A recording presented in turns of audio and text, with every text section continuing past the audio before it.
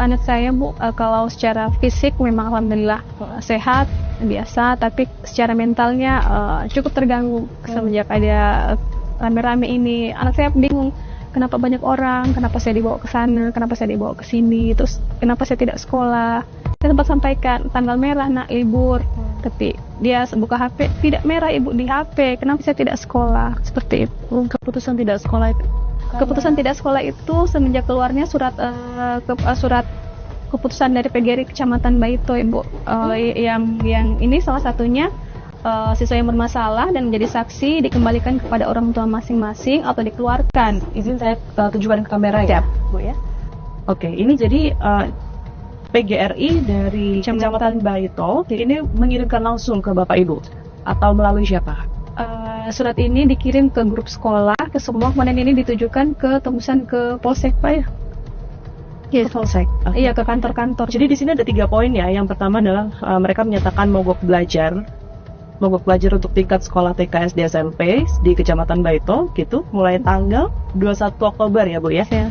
Sampai ada keputusan minimal penangguhan penahanan. Poin kedua ini siswa yang bermasalah dan menjadi saksi dikembalikan kepada orang tua masing-masing atau dikeluarkan, dan sekolah sekecamatan Baito ini tidak boleh ada yang menerima siswa tersebut. Jadi karena poin kedua ini? Iya. Jadi kan kami merasa ada penolakan luar biasa dari PGRI ini Kecamatan Baito. Oke. Di hari Jumat itu, pada saat saya mau mandikan untuk berangkat sholat Jumat, disitulah baru saya ketahui bahwa ada bekas luka di paha belakangnya.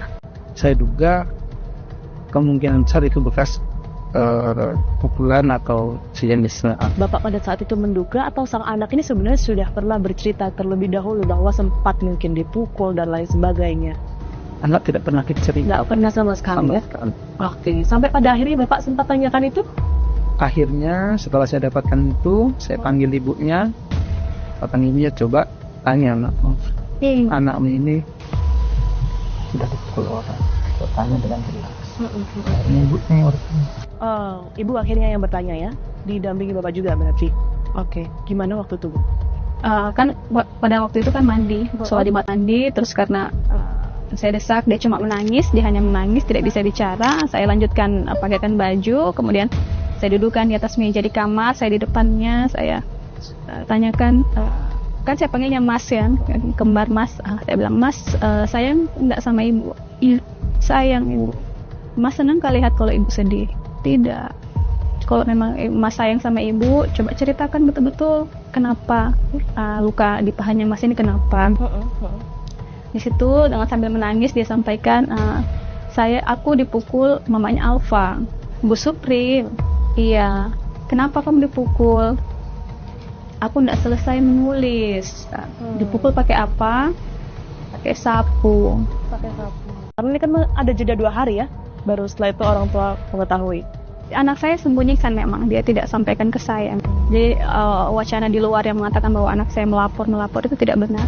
Kami sore itu saya memandikan sore, saya mau gosok belakangnya, dia sempat berjingkit gitu. Saya kata, jangan keras-keras Bu. Saya bilang, kenapa ini digosok biar bersih? Saya gosok. Dia lari, jangan keras-keras, sakit. Saya siram badannya, saya perhatikan ada bekas merah kehitaman gitu kan. Saya tanya, kenapa ini? Dia menghindar ya. Enggak apa-apa. Enggak apa-apa bagaimana? Bekasnya ada, ini bekas kenapa? Pada saat itu dia sampaikan, aku jatuh sama papa. Begitu besoknya itulah, di hari Jumat itu dimandikan, mau sholat Jumat, dan itulah yang bapaknya yakin ini bukan luka jatuh. Korban ini di 1A, kemudian juga Ibu Supriyani ini di 1B. Ini seperti apa yang diterima oleh pihak keluarga informasinya? Sepengetahuan saya itu sudah lama, memang sebelum kejadian ini sering memang anak saya itu menyampaikan bahwa ibu yang biasa masuk Bu Supri. Karena kan biasa wali kelasnya itu Ibu Lilis, kalau ada urusan keluar selalunya dititip ke Ibu Supri yang bersebelahan dan juga sama-sama kelas 1. Iya.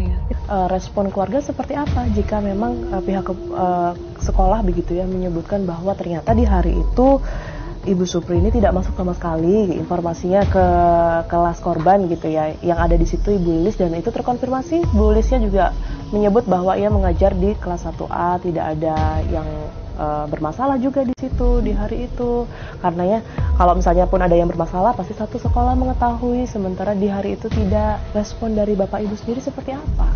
Ya, kalau terkait itu mungkin itu hak pembelaannya mereka. Maaf, pada saat itu mediasinya sudah berapa kali dilakukan, Pak Bowo? Mereka berupaya bertemu itu dengan Pak Desa, dengan Pak KS tadi itu awal mula datang. Pak Kepala Sekolah ya? Pak Kepala Sekolah awal mula datang dan saya menyampaikan bahwa saya mempertanyakan maksud dan tujuannya.